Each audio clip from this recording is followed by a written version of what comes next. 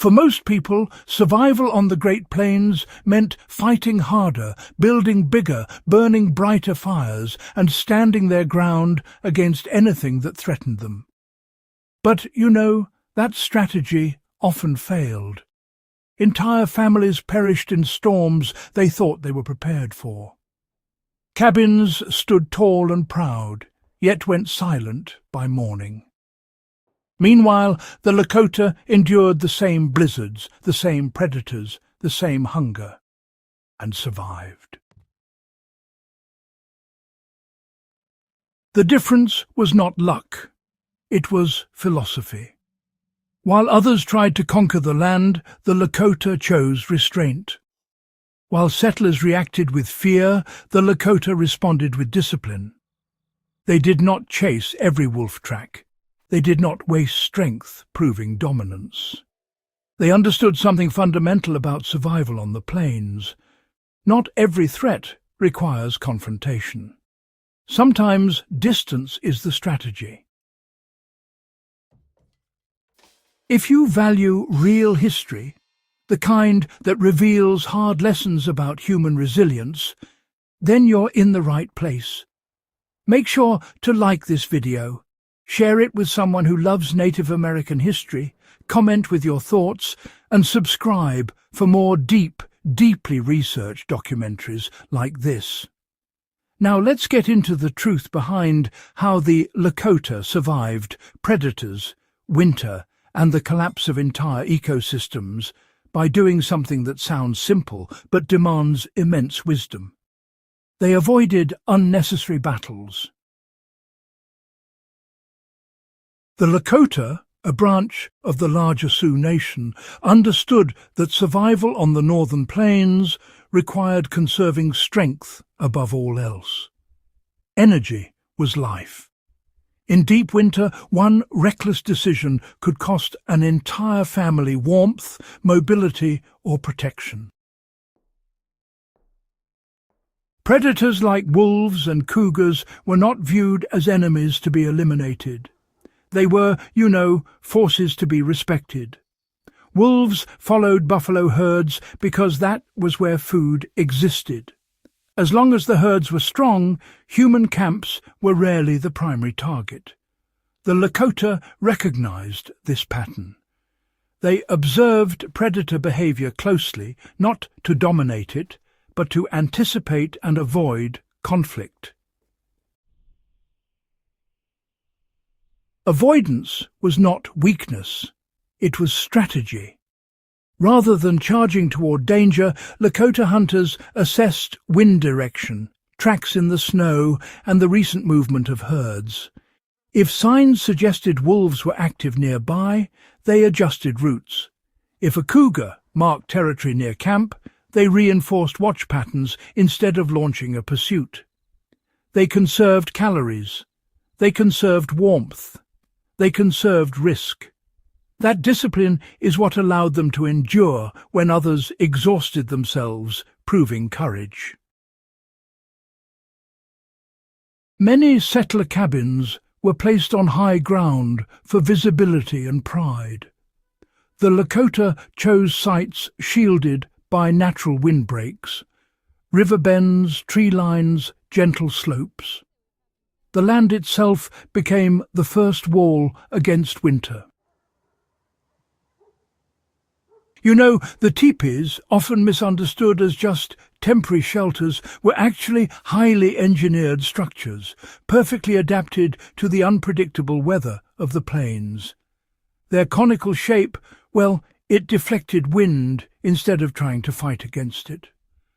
Buffalo hides, layered carefully over sturdy wooden poles, trapped heat with surprising efficiency.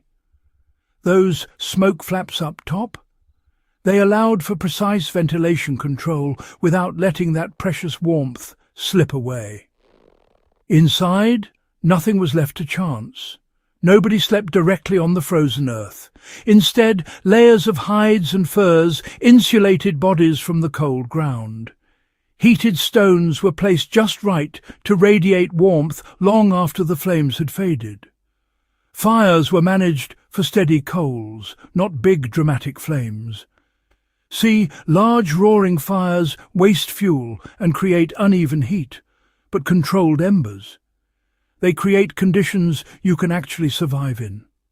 This was never improvisation. It was the result of generational refinement. One of the most overlooked survival techniques, honestly, was communal sleeping. Many settler families, slept separated by furniture, walls, or just personal space. But out on the plains, that kind of separation could mean death. Lakota families placed the youngest and most vulnerable right in the warmest core of the group. Bodies were arranged with real intention. Warmth flowed from adult to child, from the outer ring straight to the center.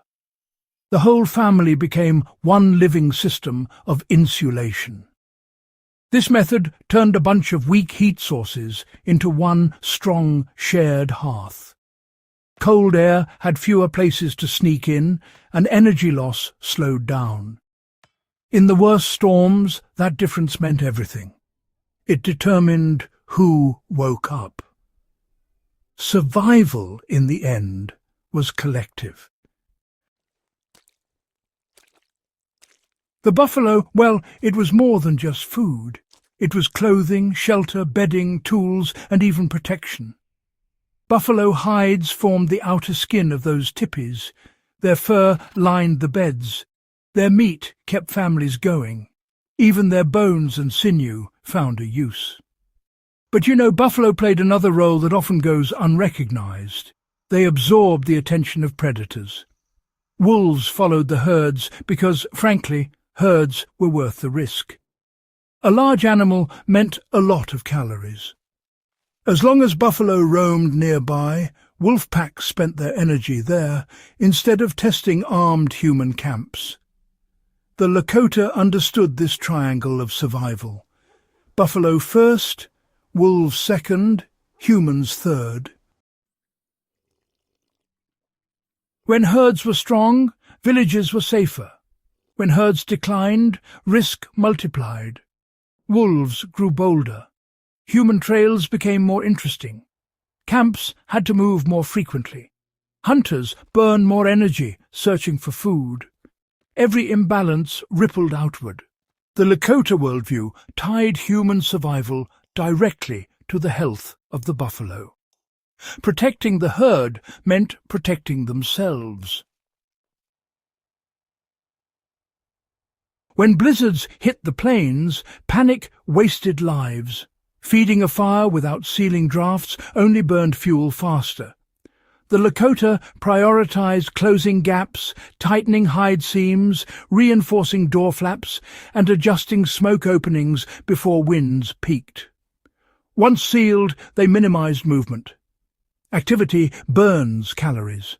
Sweating leads to dangerous cooling. They remained in a narrow margin between discomfort and danger.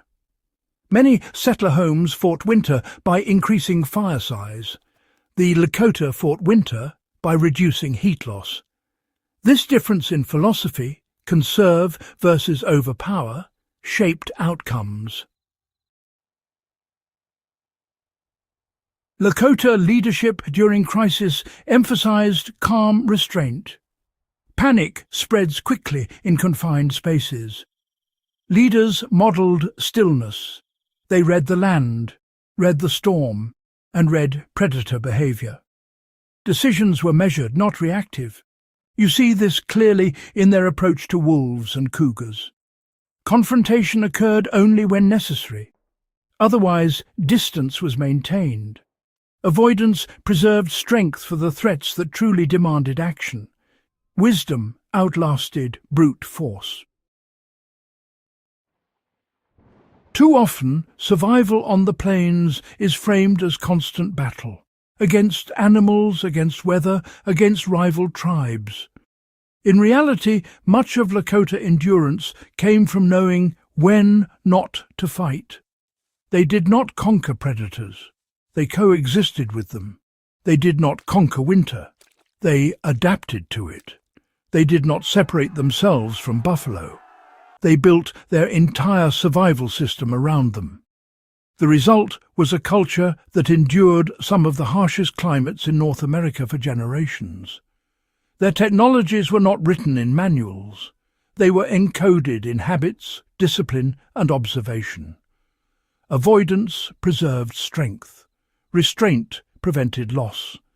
Balance kept the circle intact. That lesson remains powerful today.